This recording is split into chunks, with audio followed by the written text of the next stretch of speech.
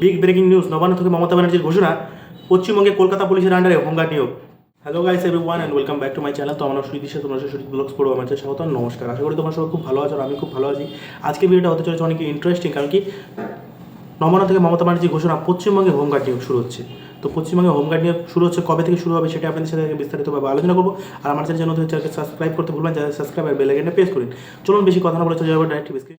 এখন টিভি স্ক্রিনের সামনে তো দেখতে পাচ্ছেন ডাব্লিউবি হোমগার্ড রিক্রুটমেন্ট 2025 পশ্চিমবঙ্গে হোমগার্ড নিয়োগ শুরু হচ্ছে। এখনই আবেদন করুন। কীভাবে আবেদন দেখুন। বর্তমান পশ্চিমবঙ্গ বিপুল পরিমাণ কর্মসংস্থান করার চেষ্টা চালিয়ে যাচ্ছে রাজ্য সরকার। ইতিমধ্যে নবান্নের তরফ থেকে নতুন চাকরি তোড়জোড় শুরু হয়েছে।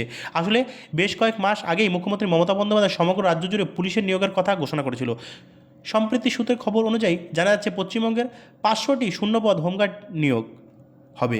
লালবাজারের পক্ষ থেকে হোমগার্ড নিয়োগের উদ্যোগ নেওয়া হয়েছিল এবং নবান্ন ইতিমধ্যে হোমগার্ড নিয়োগের অনুমোদন দিয়েছে। রাজ্য সকল চাকরি প্রার্থীর জন্য বড় খুশির খবর। দীর্ঘদিন ধরে কলকাতা পুলিশের কনস্টেবলের, এসআই, সার্জেন্ট সহ বিভিন্ন পদের নিয়োগ বন্ধ রয়েছে। এবার নতুন হোমগার্ড নিয়োগের বিজ্ঞপ্তি প্রকাশ হতে চলেছে। বিশেষ করে যারা পুলিশের চাকরি করতে ইচ্ছুক তাদের জন্য বিরাট খুশির খবর দিয়েছে রাজ্য সরকার। খুবই শীঘ্র চাকরি বিজ্ঞপ্তি প্রকাশিত হবে। রাজ্যের 500 শূন্যপদে হোমগার্ড নিয়োগ। পশ্চিমবঙ্গে রাজ্যের বিভিন্ন কাজেই হোমগার্ড এবং সিভিক ভলেন্টিয়ার পুলিশের সহায়তা করে থাকে।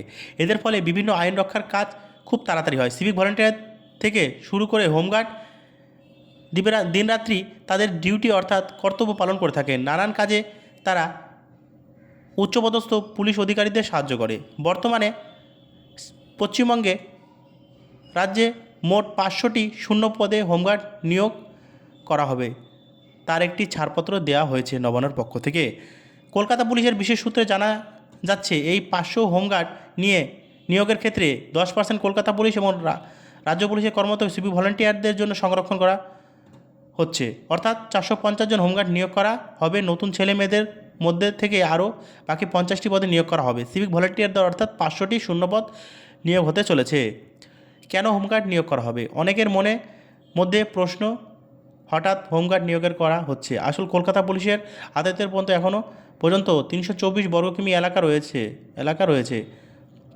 সুষ্ঠুভাবে আইন রক্ষা করার জন্য এখনও পুলিশ এবং সিভিক ভলেন্টিয়ার প্রয়োজন। বিগত পঞ্চায়েত ভোটের পর হঠাৎ ভাঙত অধিগ্রহণ করে কলকাতা পুলিশের এক ধাক্কায় অনেকটা জায়গায় বাড়িয়েছে। বর্তমানে মোট এলাকায় দাঁড়িয়েছে 530 বর্গকিমি। আইন শৃঙ্খলা ও নিরাপত্তা রক্ষার জন্য নিয়োগ করতে চলেছে রাজ্য পুলিশ।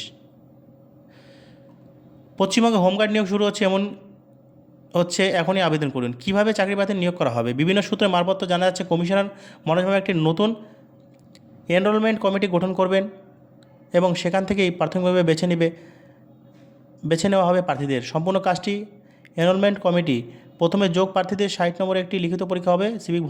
সিভিকদের কেউ লিখিত পরীক্ষা হবে না, পরীক্ষা পাস করতে হবে প্রশিক্ষণ অর্থাৎ ট্রেনিং।